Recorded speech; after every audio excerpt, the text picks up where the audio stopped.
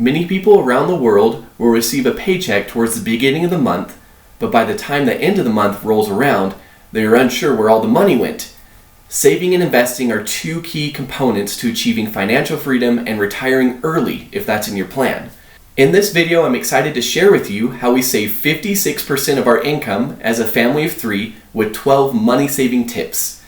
Welcome to the B. Singer Fire Journey channel. If you're looking for stories and tips on pursuing financial independence, you've come to the right place.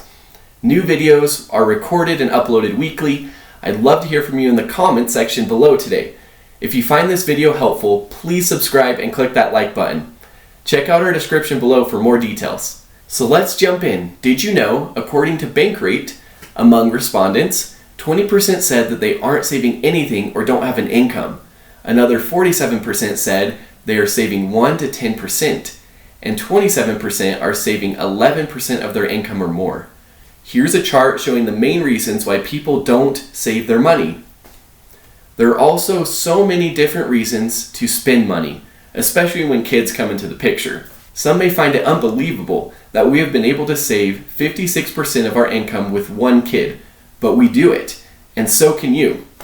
First, I highly recommend having a positive attitude when learning something new and being willing to change. Think, how can you do something instead of, it's too hard. This attitude has helped us get through difficult times and manage our money better. Before sharing our money-saving tips, you probably want to know how much we are currently making, right? My wife and I's total pre-tax income is currently $100,000, including both of our salaries. This is basic salary plus bonuses, plus our extra rental income. After taxes, we are looking at about $7,000 a month net. The 56% is calculated using our net income, or after-tax income, which equals us saving roughly $47,000 a year. Now I hope you are ready for our 12 useful money-saving tips. Number 1, pay off all debt except for your home. A lot of debt is being accumulated for individuals each year. According to Business Insider, the average American spends $52,940 worth of debt across mortgage loans, home equity, lines of credit, auto loans, credit card debt, student loan debt, and other debts like personal loans. Remember, debt is the enemy to saving. Debt steals from the money that you could be saving. For example, when you need to pay $500 in a debt payment each month, you're actually losing $500 that could go towards extra savings. When it comes to how to pay off debt, we are big fans of the debt snowball method and use it to pay off $56,000 worth of student debt while going to school. The journey is not easy, but it is worth it. Now we are 100% debt-free except for the mortgage. Staying away from debt allows us to save and invest more of our income and reach financial freedom sooner. Tip number 2, avoid becoming house poor. Someone who is considered house poor has maxed out their mortgage payments, so the majority of their income goes to the mortgage. By the way, those who are house poor not only include homeowners, but also renters. We know many people who have maxed out their loans when buying a home. They all have a very high debt-to-income ratio, which ends up around 45%. 45% of your pre-tax income all going to debt. This is a big no-no for us. Our largest expense is our monthly mortgage payment, but we had a plan before buying a home. When applying for a house loan, our goal was to keep all costs, mortgage, utilities, plus internet under 30% of our net income. We feel 30% is a healthy percentage. We don't want to max out our house loan debt because we'd rather not be house poor. By keeping our mortgage payment as low as possible, we are able to have extra cash to save and invest. Tip number 3, Mint Mobile, a great affordable priced phone plan. Phone plans can get super pricey, especially with those long contracts. Some of our friends recommended Mint Mobile back in the day to us, and we have been using them ever since. Their plans have incredible prices with plans as low as only $15 a month. My wife and I only pay $15 each for our phone plans. Their service has been awesome. Switching to a more affordable phone plan can rack up a lot of savings in the long run. Tip number 4, cancel unnecessary subscriptions. Subscriptions are eating away at a lot of people's money every month. It's important to control that urge to get lots of subscriptions and recognize wants versus needs. Right now, our only subscription is with Amazon Prime. We are fortunate to be able to use our parents' or other family members' subscriptions such as Netflix, Disney Plus, and others. Big thanks to my family there. Tip number 5, side hustles. Elon Musk once said, making an extra 10K is easier than trying to save 10K. The sooner you understand that, the sooner your life will improve. One side hustle that helped us graduate student loan free is pet sitting. We love pets. Finding a side hustle you enjoy is the best. We also enjoyed using the pet sitting site or app called Rover. If interested, I've included a link in the description to get you started making money on this side hustle. Another side hustle I took up was donating plasma. You can make around $400 a month, sometimes even more. Each donation took me around 1 hour total, and up to 2 donations can be scheduled each week.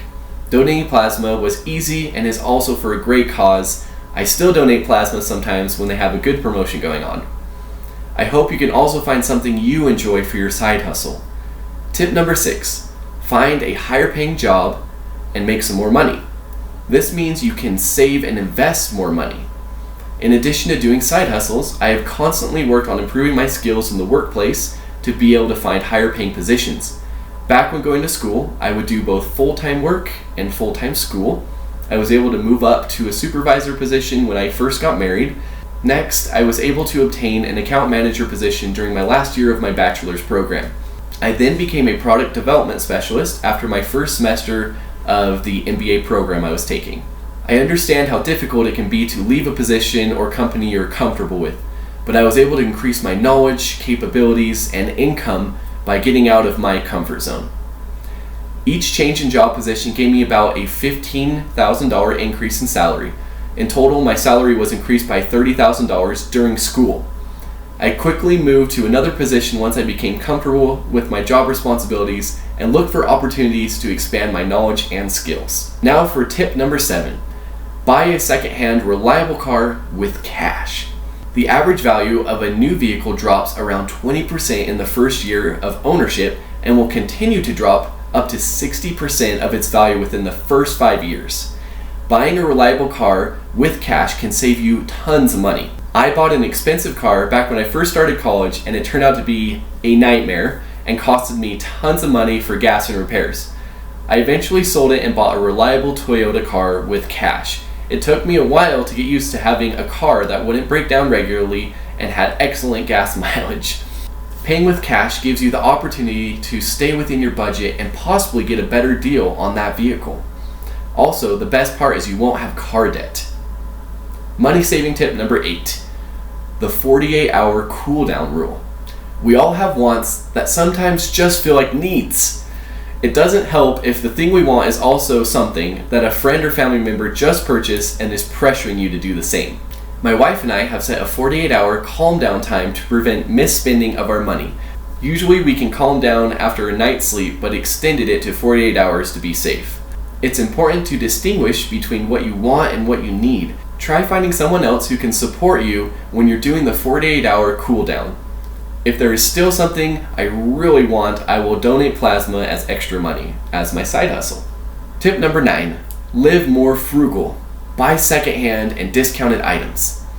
We buy a lot of secondhand items and found that it's usually not worth it to buy brand new things.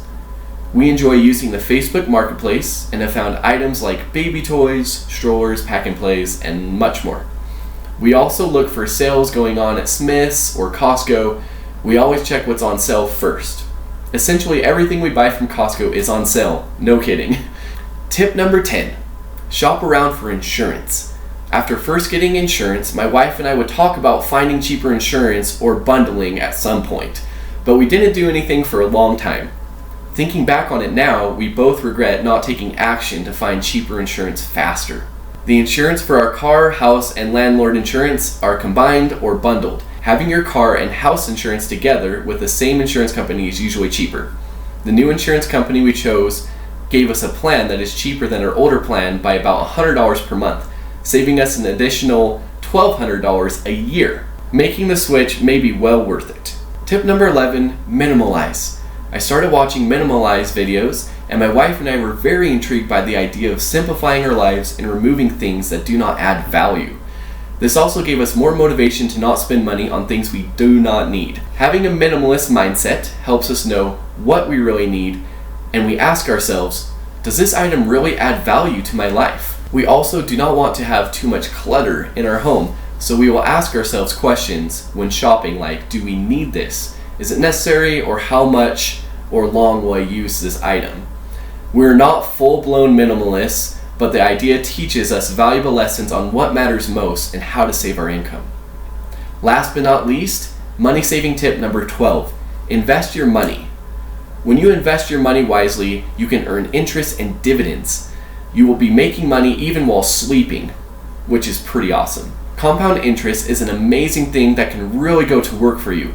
We highly recommend investing early and starting now. The growth may seem slow at first, but it grows like crazy over time. Check out this example. The average monthly student debt payment in the USA is around $400 a month.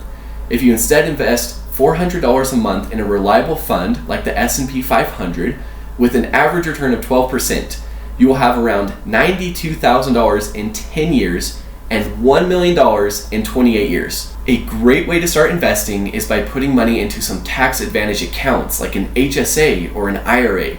Tax advantage accounts can save you a lot of money in tax. Check out the link in the description below for more details on how you can start investing. To see more tips and our experiences with personal finance and investing content, please subscribe and visit our blog in the description below. We would love to hear from you in the comments section too. Thank you so much and best of luck to you on your path to financial freedom.